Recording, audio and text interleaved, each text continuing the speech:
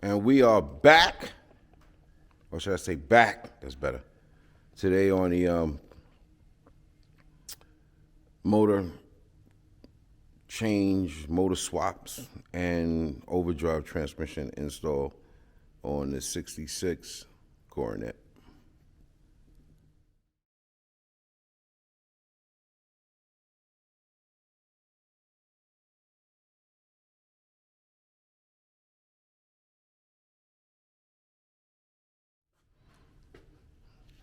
All right, so we're gonna pick up where we left off at.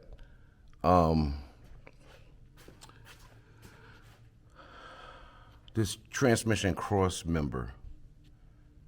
Let's do some quick measurements and see exactly what the problem was. So, a 727 that was in here, the tail section from the cross member there to the bottom of the mount, little less than, looks like 4 inches. So to me, that was a tight fit. But when you're familiar with the 727 case, that is perfect. Transmission, the rubber mount, another 3 inches. A lot of rubber. So there's no way when we were going to retrofit and put this A500 overdrive transmission in, that swap calls for some modifications. So the last episode, we cut most of the transmission cross member out, the member that was mounted to the car, not the bolt-on lower member, the upper member, because as you can see, you need at least 7 inches on the tail section of this A500. So it was two options that we could have went with this build. We could have kind of took the stock cross member. A few people tried this, and a few people had different ways of going about it. But when you do an internet search, one particular person, I don't remember that person's name, he cut the cross member. Can you see it? Yeah. I'll come from the back end, it's better. What that person did to get the transmission in, he cut the cross member, the lower portion of the cross member, he cut it here, and he cut it there. And he welded in a new center section that allowed the required drop to fit that A500 in. So the route that I decided to take was US Car Tool makes a cross member for A518, which is the equivalent of a 727 transmission. We did not use that. I used the A500, which is the equivalent of a 904 transmission. So, placed the order. A little pricey, but it saved me time. Time's always a issue when I'm building something. So this is the unboxing. This is how the cross member comes in raw form. I guess so you can powder coat it. More so you can complete the installation. It comes with this mounting bracket that actually, the transmission mount, which uses a GM style mount. Once you weld this back here or in the front, wherever you need it to be, you can go ahead and complete your installation. And also it includes 4 crossmember bolts.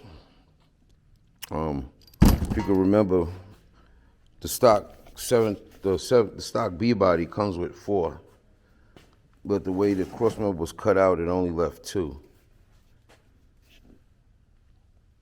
It only left 2 of these holes. So these holes are no longer in the car.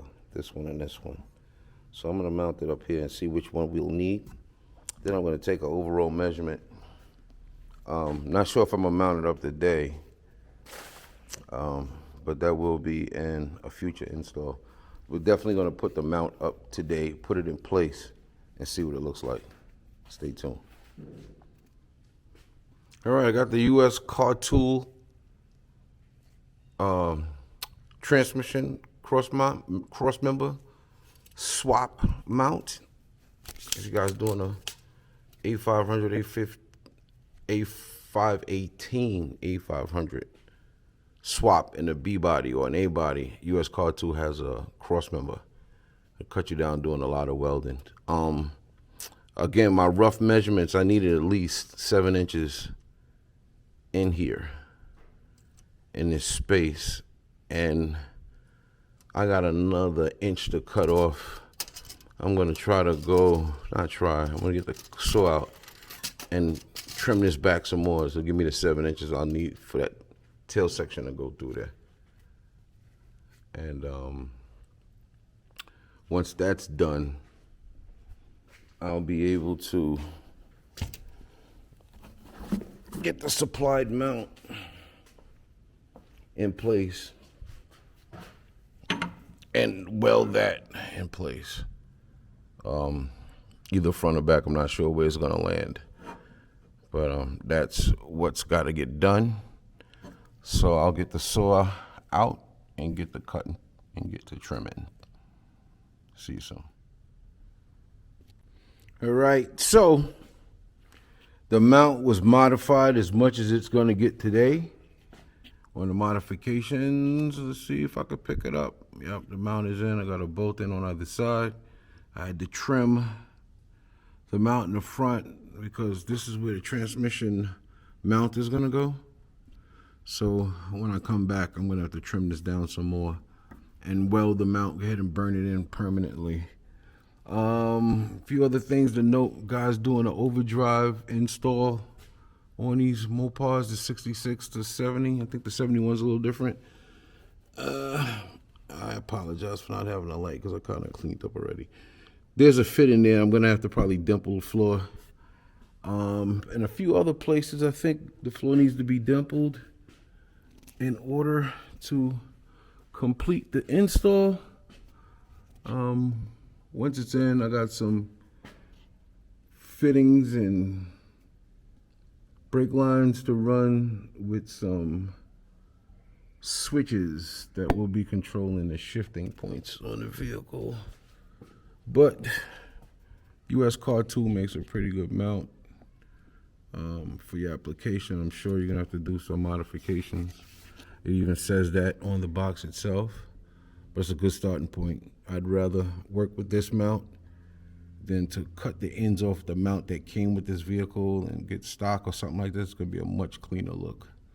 So that's gonna wrap it up for today. The A500 is finally off the tranny stand. It's in the car, mocked up. Next time I come out, I'm gonna try to finalize the mounting. Probably gonna take the mount back out and give it to MOT-CNC for them to powder coat it. And we'll go ahead and install it for the last time. So today was a great day.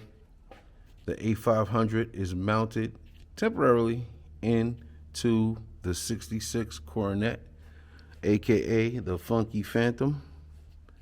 And I'm out.